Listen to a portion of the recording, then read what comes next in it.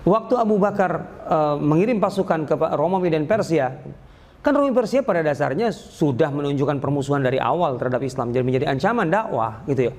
Bukan kaum muslimin ingin memperluas daerah dalam arti ingin punya tanah yang lebih luas supaya kaflingnya lega gitu. Enggak, bukan masalah itu. Dakwah terhambat, terhenti karena Romawi dan Persia menggunakan kekuatan militer mereka untuk menghentikan dakwah. Ya dilawanlah supaya penghambat ini hilang sehingga kemudian dakwah menjadi bebas. Nah, ketika perang ini dimenangkan oleh kaum muslimin, toh kaum muslimin ketika masuk ke masyarakatnya itu tidak dengan pedang, tetap dengan tawaran. Menarik loh. Abu Ubaidah, salah satu panglima ke Syam, ke wilayah Romawi, itu menguasai Hims. Hims itu sekarang Homs, yang sedang konflik di Suriah.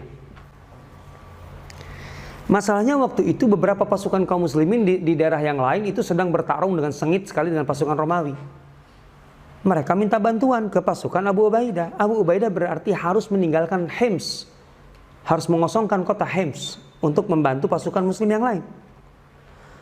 Maka kemudian Abu Ubaidah mengumpulkan tokoh-tokoh masyarakat Hims yang tentu saja masih Nasrani waktu itu, masih Kristen, Nasrani. Abu Ubaidah mengatakan apa?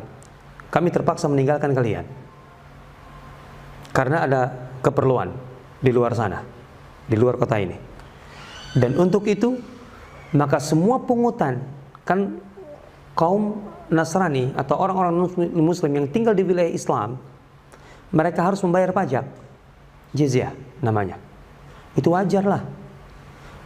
Jizyah itu dikenakan kepada seorang non-muslim atau setiap non-muslim laki-laki yang produktif.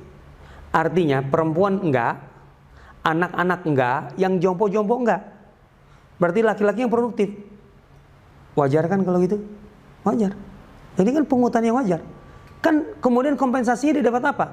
Dia menjadi bagian dari warga negara dengan segala haknya. Di pasar, fasilitas negara, dia dapat. Wajar sekali.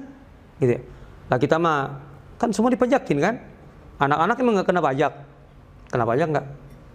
Coba aja anak jajan permen, emang nggak kena pajak PPN itu? Ada kena. Ibu-ibu kena pajak nggak? Kena pajak nggak? Taat pajak nggak? Jadi jizyah itu dikenakan kepada non-muslim yang tinggal di wilayah Islam, laki-laki dan produktif. Dan kompensasinya, dia mendapatkan semua fasilitas negara. Dan mereka bebas dari kewajiban mempertahankan negara. Karena pertahanan enggak, kaum muslimin. Asik kan sebenarnya. Lah kaum muslimin juga kan dipungut kan kalau yang mampu, ya kan, zakat, kan itu kan diantaranya. Kharaj, dan lain sebagainya. Nah, Abu Ubaidah mengumpulkan tokoh-tokoh Nasrani ini. Dan mengatakan apa? Dan karena kami tidak lagi bisa melindungi kalian di sini, artinya kami tidak lagi menjadi pemerintah lagi di sini karena kami harus keluar, dan kami tidak bisa mempertahankan kota ini, maka kami tidak berhak atas pajak-pajak itu atau jizyah-jizyah itu, maka kami kembalikan kepada kalian. Kaget tokoh-tokoh masyarakat di situ. Kata mereka, kalian akan mengembalikan pungutan ini, pajak ini. Dahulu ketika kami dikuasai oleh orang-orang Romawi, ingat satu agama ya, jadi mereka sebagai rakyat Nasrani, Romawi Nasrani. Ketika mereka harus meninggalkan kami, jangankan yang sudah kami bayarkan, lumbung-lumbung kami saja harus dikosongkan untuk mendukung mereka. Jadi yang ada di dalam rumah mereka saja harus diserahkan untuk mendukung logistik pasukan Romawi. Lah kalian ini beda agama, Muslim beda keyakinan, kan gitu. Tapi ketika kalian tidak bisa mempertahankan kami, kalian tidak merasa berhak atas pajak dari kami, dikembalikan, diserahkan. Apa kata mereka?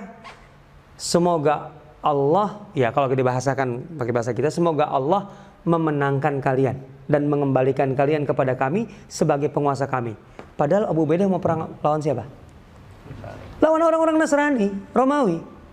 Jadi mereka doanya itu, semoga kaum muslimin menang lawan Nasrani dan kemudian menjadi kami lebih baik dikuasai oleh kaum muslimin ketimbang dikuasai oleh orang Nasrani. Lihat, inilah peradaban. Inilah peradaban. Islam itu harus di level ini. Sehingga orang-orang yang tidak beriman itu tidak punya alasan untuk merasa lebih unggul, membanggakan diri ketimbang orang muslim. Lah, mereka aja coba bayangkan lebih suka kaum muslimin yang menang melawan Nasrani karena jelas lebih adil, lebih dan segala-galanya.